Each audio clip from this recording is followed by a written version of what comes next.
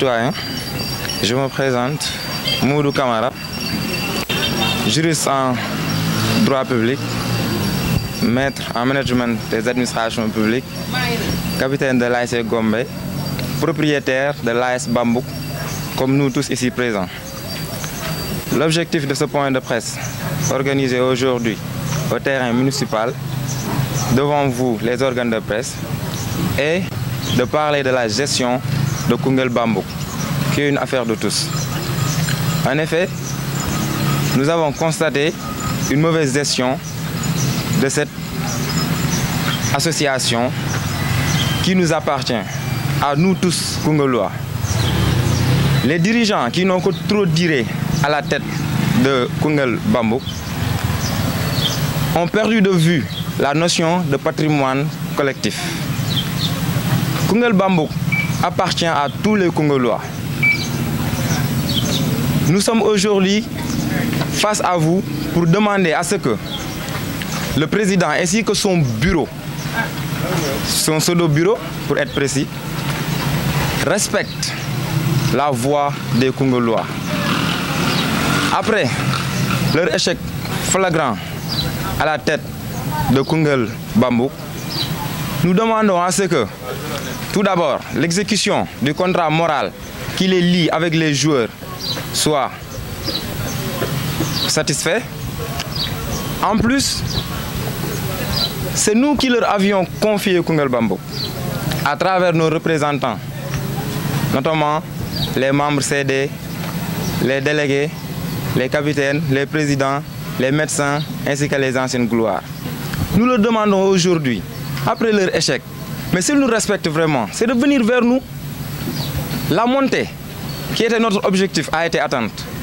Les joueurs ont atteint leur objectif parce qu'ils nous ont assuré une victoire incontournable.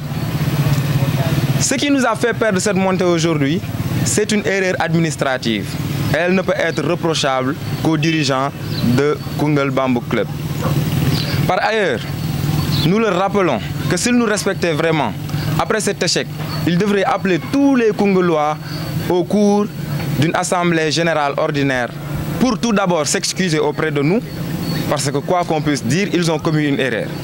Après ces plates excuses, ils devraient nous redemander notre confiance pour continuer leur mission qui leur a été confiée. Mais nous avons constaté qu'aucune de ces réactions n'a été posée.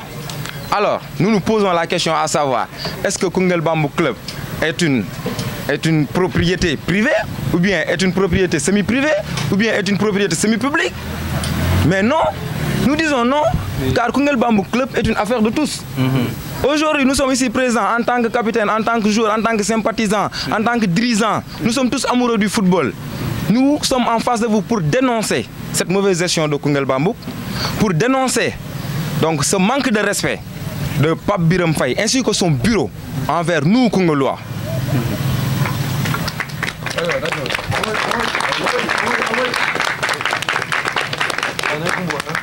Après avoir dénoncé cette mauvaise gestion, nous réclamons, nous tous ici présents, ainsi que les autres qui ne sont pas venus, la démission de Pape Biram. Nous proposons, après cette revendication, la mise en place d'une commission ad hoc qui sera chargée de la gestion du suivi de Koungheul Bambouk jusqu'à la tenue d'une assemblée générale ordinaire. Nous lui offrons cette possibilité de sortir par la grande porte. Que lui, ainsi que les autres qui dirigent Koungheul Bambouk, ne pensent pas que c'est une affaire dirigée contre eux. Non, c'est dans le but de défendre l'intérêt de Koungheul. Parce que c'est l'intérêt de Koungheul qui nous importe. Alors nous leur offrons la possibilité de sortir par la grande porte en organisant une assemblée générale ordinaire où toute personne qui serait intéressée par la direction de Koungheul Bambouk déposerait sa candidature, mènerait sa campagne, ainsi les élections seront organisées.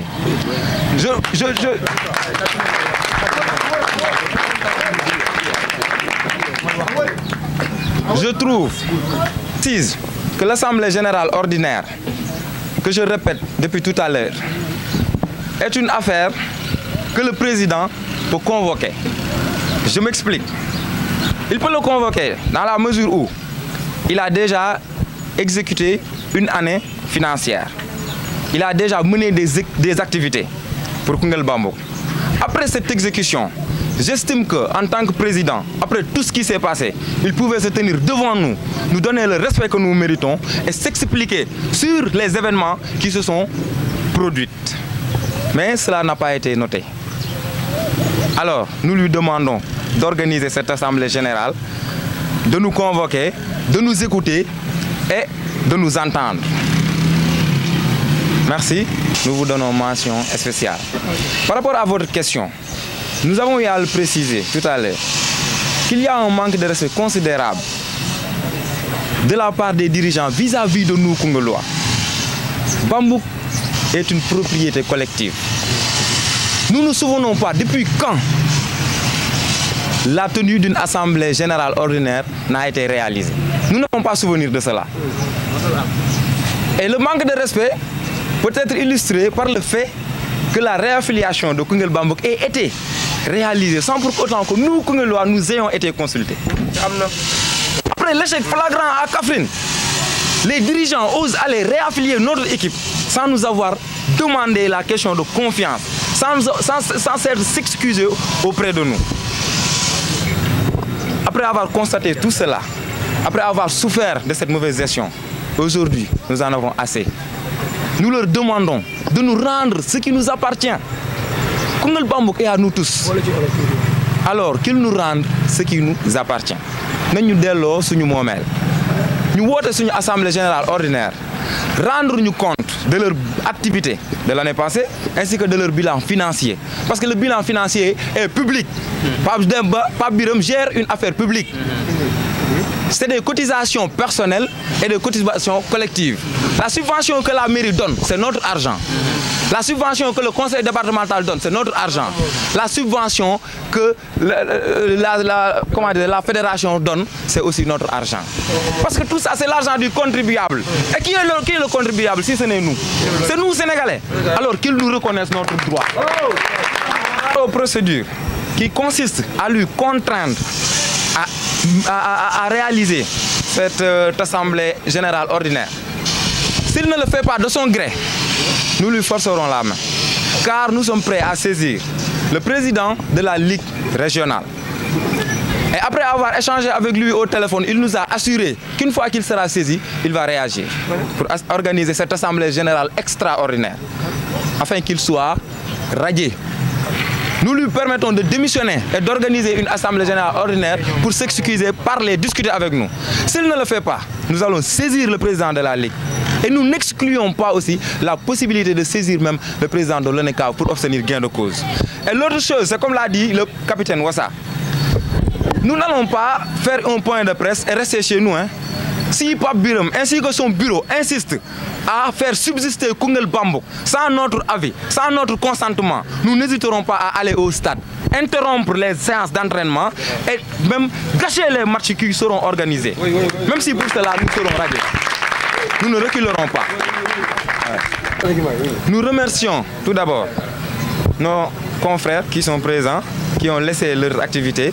Donc nous remercions aussi les joueurs pour leur sacrifice, mais aussi nous remercions Pape Biram pour le service qu'il a rendu à Koungheul, car nous lui témoignons son amour pour le football. Mais aujourd'hui, nous avons besoin de nouvelles figures à la tête de Koungheul Bambouk. Ce n'est pas contre lui, mais nous avons besoin du sang neuf. Nous avons besoin d'une nouvelle orientation, car cette gestion ne nous convient plus.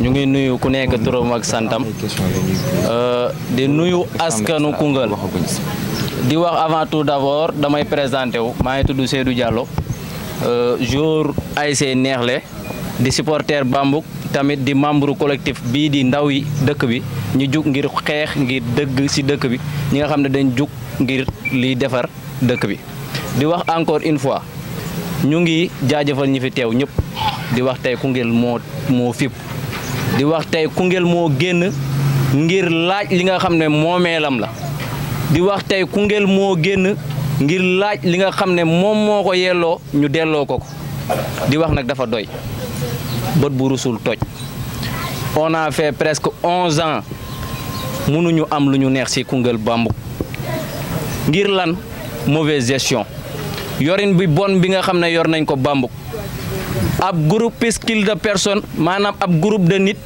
yi dajaloo ñii peut-être mën naa ne ñoo bokk ñii peut-être ay xarit lañ di toog di xàccandoo di jël di def ci suñu ginnaaw nekk na loo xam ne lu ñu rafetluwul la te tey Koungheul ñoom ñoo fi daje parce que boo xoolee sama ginnaaw ku ci nekk bokk ak keneen fa nga jóge donc mauvaise gestion bi dañ koy fustiger mauvaise gestion bi dafa nekk loo xam ne lu ñuy ñaawlu la parce que mënuñu concevoir depuis 2013 ba léegi nga nekk ci bopp Koungheul Bambouk demul ci kanam lu dul di dellu ci ginnaaw amul leneen lu ci am lu dul ne yow yaa am tànki kanam ak ñi nga nekk ak di wax nag dañuy leeral parce que tamit dafa bëri loo xam ne dafa lënt ci bopp nit ñi dafa leerul parce que nit ñi ñu ngi naan diw mooy président ñun nag jot nañoo def suñuy démarche ba dem ci ki nga xam ne moom la ñuy wax le président muy l'honorable Mayacine Camara ou le président Mayacine Camara gis nañ ko waxtaan nañu ak moom leeral lañ nañ ko fi lu xew yëpp parce que moom daa am li nga xam ne jotoon nañ ko wax te nekkul li nga xam ne mooy li am problème bi nañ ko wax te dee dañoo bëgg changement dañoo sonn parce que mënuñu concevoir chaque année ñuy daw ci ginnaaw benn structure di jël suñu xaalis di ci def di jël suñu doole di ci def di jël suñu temps di ci def te boo paree nekkul même un bilan annuel boo xam ne da nga koy def pour wax man kat dénkoon ngeen ma structure bi nii laa ko yoree woon nii laa ko yoree woon donc loolu nekk na loo xam ne lu ñuy ñaawlu te manque de respect mënul weesu loolu am nit buñ la dénkee am mbir boo ko yoree ñi ñu jël def ci seen doole ak seen kàttan boo paree war nga leen mën a rendre compte ne leen man kat nii laa jëlee woon mbir mi fii laa ko indi fii laa ko jëlee dem na nag ba dëkk bi ñoo bëgg a tut ñun ñoo ne doy na te lépp lum ñu jaral dinañ ca dem lii nag premier pas kese la di wax nag askan bi nañu jug taxaw parce que seeni doom ñoo soxla te am na ñi fi xam ne am na ñi nga xam ne seeni jàng yàq na ngir Bambouk du dara du président moom moo wutal joueur contrat du président moom moo yóbbu joueur pour test lu dul président moo am tànki kanam nit ñi am tànki ginnaaw ñun nag li ñuy exiger mooy à ce que mu démissionné nag nit ñi ñu ngi naan président Mayacine la ñuy wax wala keneen ñoom ñëpp la ñuy wax bureau bi yëpp i inclus ki nga xam ne bëgguñu sax tudd turam parce que football Koungheul tey fu mu mënti ko toll moom moo ko fa tollal parce que football Koungheul amul tànki ginnaaw lobbying moo fi am moom moo nekk Bambouk moom moo nekk ci mouvement nawetaan ñuy dépassé football Koungheul di ci dund donc dafa doy te tamit ñun bu ñuy xeex pour les générations futures pour les générations à venir la bëgguñ li dal lu ñu dal suñuy rakk te tamit di wax lenn ci lu jëm ci contrat moral bi problème amoon na fi joueurs yi yëkkati seeni loxo ne duñu football ñun ñoo toogoon waxtaan ak joueurs yi ne ñëw leen football bu nawet bi bu contrat bu saison bi jeexee dinañ leen jox seen xaalis donc nañu respecté loolu mënuñu nag toog ci boolu añ mag ak rakk waxtaanee li ñuy waxtaanee ñu génn teg ko ci ndoddu Koungheul waay mënuñu ko def bu dee seeni mayo lañ daan wax mayo yee ngi nii nañ jël li nga xam ne la joueurs yi yelloo ñu jox leen ko loolu nag lenn la rek ci point yi nga xam ne moo tax a jóg Koungheul waay di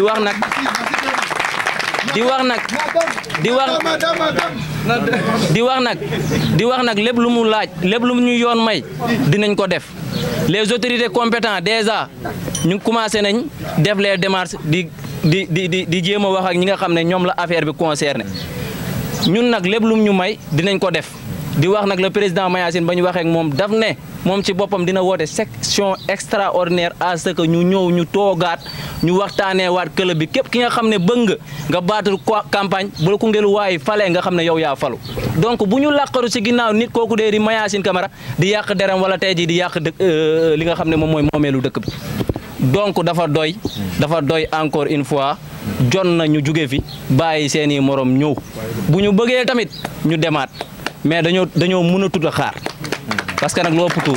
nuyu ñëpp di nuyu gars yi fi nekk yëpp man wax bi jël may bëri sax damay leeral rek ci wax man la Wassa capitaine Bambouk di wax ci cadre joueur rek maanaam di leen wax gars yi comme équipement yi ñu doon toppee dañ ko jëloon mu ngi nii delloo nañ leen ko di wax rek leen rek maanaam ñun joueur yi maanaam dañoo jël décision ne ren muy déwén muy feneen tant que Pape Birame démissionné wul kenn du fool Bambouk lu ñu ci góobee gar ko yow ñu jàpp ñu tëj ñu ñëpp fu ñu defee stade match am ñu fi yëge ko dañ koy yàq dañu jàpp Pape Birame day bàyyi kon gars yi dañuy wax Pape Birame démission na wax Pape Birame ñu wax Pape Birame démission Pape Birame démission